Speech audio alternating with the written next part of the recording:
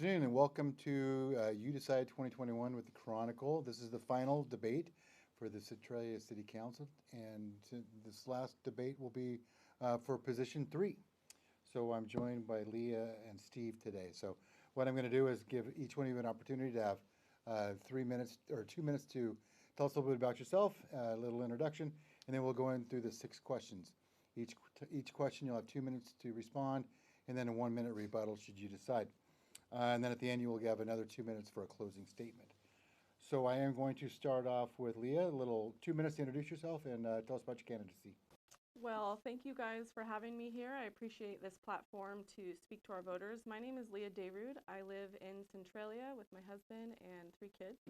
I've lived here for about a decade, and I have enjoyed getting to call Centralia my home. And so I didn't plan on becoming a city council candidate, but I saw that there was a need for a unique skill set of working together and providing collaborative skills. And so when the position became available, or the seat became open, I thought I would give it a go. So that's me. Thank you, Leah. And Steve. Well, thanks, Todd. Thanks for having us here. We certainly appreciate being able to come out here and talk to all the voters. A couple of things about me that I should get out of the way. I'm not for mass vaccinations. I'm not for a mask for our children. I'm here to stand by the community members and stand up for you and make sure that the government doesn't intrude into your life too much. So if you want somebody that's going to stand with you, I'm your guy. Vote Steve Hubbard. Thank you. All right, so we're done with the introductions. We'll get right into the questions. And we'll come back to you. Question number 1. If someone came to you with a proposal to build a new piece of public infrastructure in our city, a road, a bridge, etc., how would you evaluate whether or not that project was worth implementing? Well, we'd have to take what value is it going to bring to the city? What help is it going to bring to the city? We're going to want to get with the city planner, city developers, the EDC, get everybody together on the same page so we make sure that this is a beneficial project for the city, and get with the voters to make sure that they're behind this project too, because some things that the city might think is a great idea, that the citizens don't have that same opinion. So I definitely want to get all of the input in, all the information together before I make a final decision on what I would do with that. Thank you. Leah, same question to you. I'll restate the question. If someone came to you with a proposal to build a new piece of public infrastructure in our city, roads or bridges, etc., how would you evaluate whether or not that project was worth implementing? Thank you for that question. That's a good question. I would first ask, what the purpose of it is, and if there's a need for it. Hopefully there's data to back up the need. And then see what infrastructure funds are available. I know that regionally there's different agencies that have infrastructure grants available or that have been allotted with the new ARPA dollars.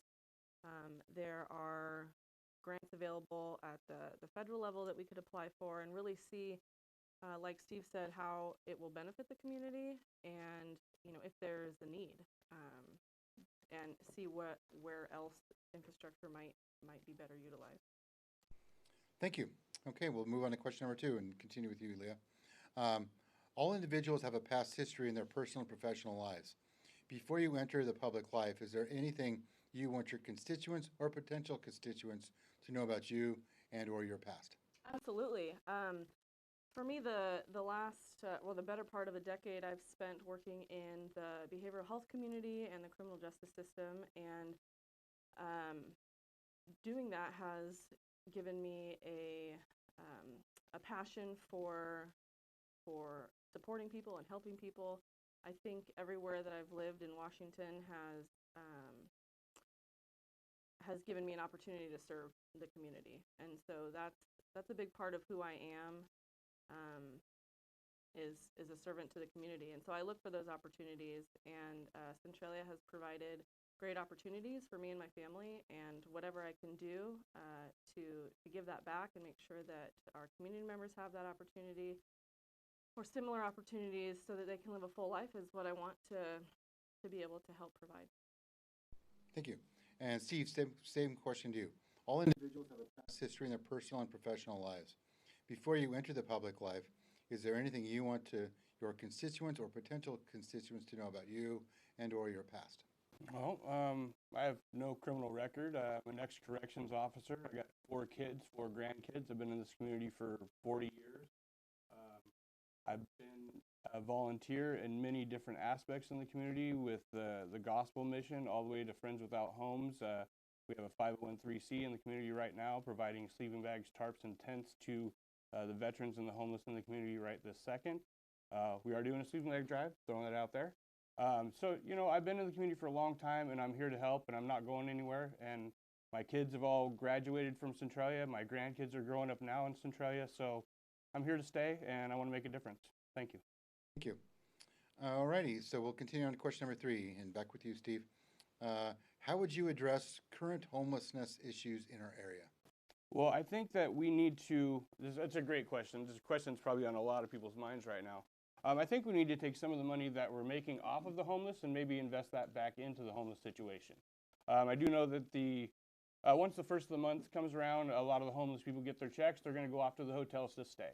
Well, now we have that hotel tax. Where's the hotel tax going? Goes to the city, goes into a fund that they can decide what they can do with that. I think maybe some of that money should go towards prevention processes, cleanup processes, put it back into the community that's giving us the money and try to help get some different services and things in place for them. Maybe we can work on a mitigation site like they have in Olympia that seems to be very successful, where they actually have the different sources coming into the mitigation site to help the people get out of there. And in the last probably 5 years, we've got 8 people off of the streets into housing with Friends Without Homes. So we are making a difference, and we're not going anywhere. Thank you. Thanks, Steve. And now for you, Leah, how would you address current homelessness issues in our area? Thank you for that question. If I had a one-size-fits-all answer, I would give it to you, but I don't have that. I have worked with people that have been unhoused for probably 15 years.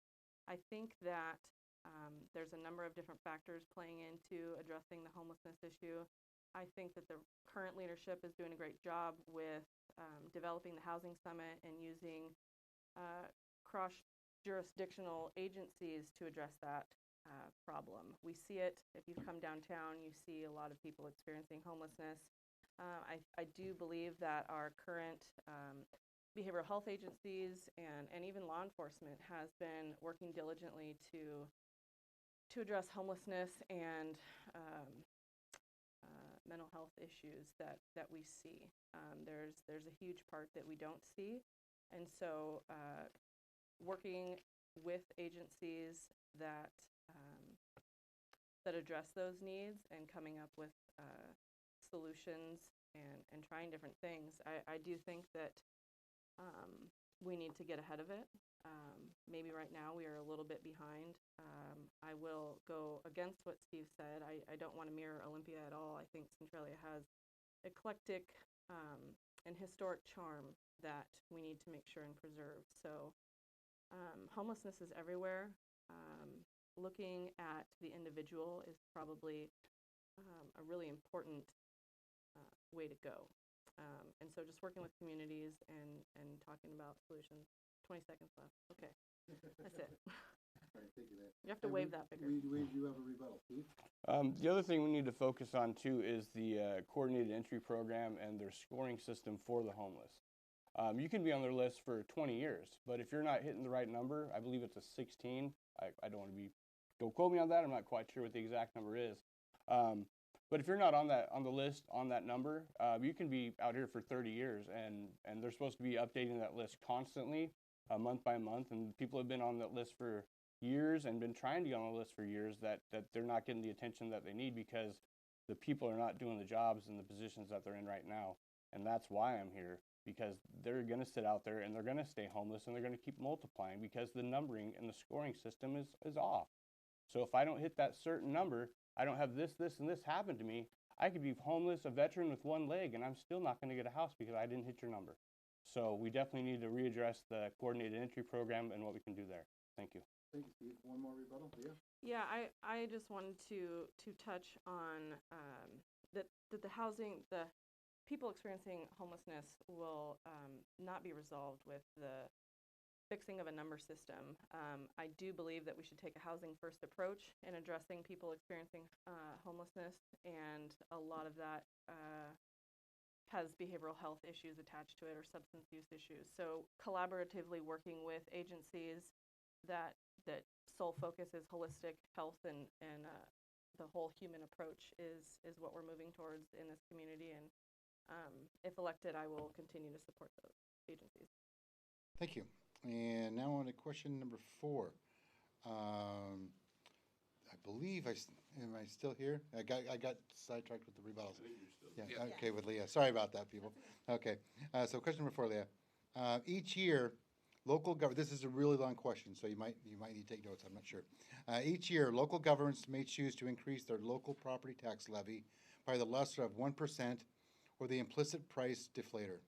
The local government can, and these are the 3 options: vote to increase the property tax levy, vote to not increase the property tax levy and not bank the increase for future needs, or vote to not increase the property tax levy and bank the increase to be taxed at a later time if needed. If you were a Centralia City Council member, what would your decision be and why? That's for me first. Well, more research on the repercussions of those decisions would need to be made by me, but from the top of it, I would say to vote no on tax increases and bank it. Residents that I have spoke to over the last several months, doorbelling and campaigning, they don't want to be taxed any more than they already are. Hopefully we won't need to use the banked portion of it, but it would be there if needed. I think that current leadership has done a really good job being fiscally responsible and good stewards of our resources, and I vote no on tax increases. All right, Steve, same question to you. I'll reread the question. Each year, local governments may choose to increase their local property tax levy by the lesser of 1% or the implicit price deflator.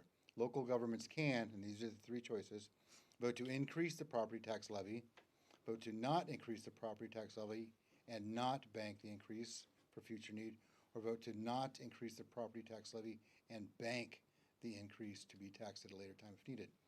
If you were a City Centralia Council member, what would your decision be and why? I'm never for taxation of citizens that I don't feel that we need to do at this time. So I would definitely vote to not increase taxes and bank it. With the school levies that are coming out, our homeowners, and I was just at the Homeowners Association the other day for a meeting. The different things that are coming at them right now, it's just crazy. So to add more taxation on top of the people not paying the rent, on the people trying to move out on them, I think we're hurting our landlords, and we're just going to force them out of the area if we keep taxing them the way we do. I also think that our system for the electricity is way off, that we're going to tax all the landlords, and we're not taxing the citizens that created the bill when they leave, and we're going to hunt for them for a year, and we're just going to let that money slide onto the landlords that are already supplying income to our community by getting these houses here. I think taxation is horrible in a lot of the different areas that we do currently, and we definitely need to take a stronger approach and look at the way we're spending our money, so we're not taxing our citizens so much. And that's all I have on that. Thank you. Thanks, Steve. And Leah, did you have a rebuttal? Yes. I wanted to bring up that, I mean, as most of you know, we just almost experienced a triple failed levy and passed the last one by just a few votes. And I think that tax increases do have a psychological effect on our residents and homeowners and people. We talk about attracting people and attracting businesses and attracting high earners. And in order to do that, we have to have good schools. And in order to have good schools, we have to have money for those. And so if we are taxing people and then they are a little shy on voting for levies that support our schools, which in turn support our community. So we really need to think about that as well. Steve, Sure. Tax, no tax. Thank you. okay. Now, Steve, back to you. Question number 5. Our community, like many, is in need of more housing inventory for all income levels. What 3 things, either city code revisions or budget investments, do you believe the city can do to increase greater housing development? Well, I think that we need to do infrastructure expansion, like everybody says. We need more sewer, we need more power lines, we need more water lines, we need more internet. So we definitely need to expand out to those unincorporated areas and get them on board. The only issue is, I noticed at the last city council meeting that I went to, is that once we add the infrastructure and we talk about building roads out there in the county and the country area, then we have a whole room full of people that live in that neighborhood that are complaining that now you're cutting a road in a place that it shouldn't be, and now you're putting people where they didn't want to be, and so there's a fine line. We'd have to do a very comprehensive study to figure out where we can do these expansions that aren't going to affect the people that already live here, that aren't going to hurt the traffic problems that we already have, that aren't going to hurt the roads that we already need to replace. So there's a lot of different things that have to go into just this one topic. So I do need to do a lot more research on this to make sure that we expand in the right ways. So that's what I have. Thank you. Leah, same question. Our community, like many, is in need of more housing inventory for all income levels. What three things, either city code revisions or budget investments, do you believe the city can do to create greater housing development? Thank you. I do want to make one correction. He said that I was for taxes, and I want to clarify that I did say I would vote no for tax increases. So back to that question on housing and code revisions and infrastructure. I think that the community that we have right now, a bunch of the different agencies are working on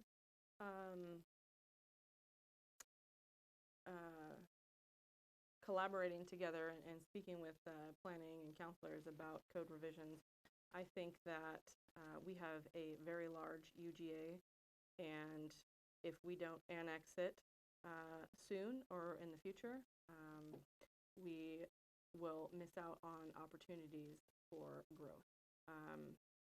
And if it does grow, then the county will be benefiting from that growth and development, and we won't.